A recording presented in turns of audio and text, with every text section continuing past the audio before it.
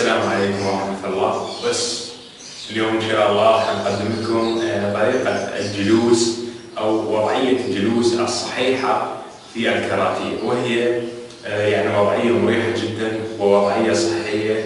وإذا جلست على هذه القعدة أو الجلسة، كيفية الجلوس في هذه الوضعية. أولا قدمك هنا، مجرد راح تنزل للأمام هكذا فقط لا أكثر، أوكي؟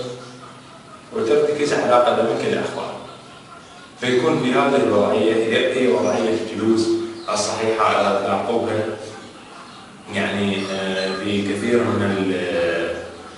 من الفيديوهات أو في الأفلام الأجنبية أو أقصد اليابانية أو الصينية. فهي هذه الوضعية الصحيحة للجلوس أو تناول الطعام، الوضعية الصحيحة.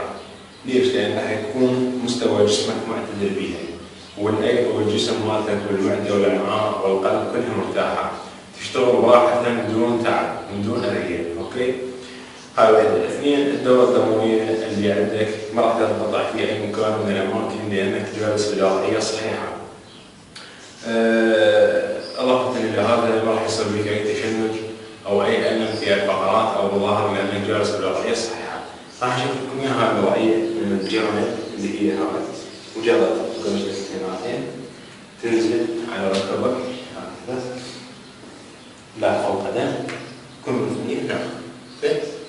هاي الوضعية يعني وضعية سهلة، هي نفس تقريبا الوضعية اللي نستعملها بالصلاة تقريبا يعني.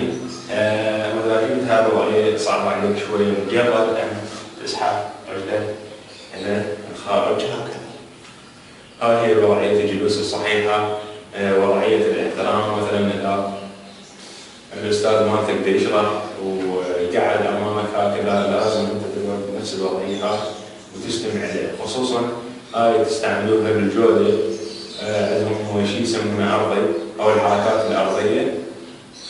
فهي هاي أحد الجلسات الاحترام وجلسات قبل بدء النزال الأرضي على الجودو أو المعروفة بالجوجيتسو.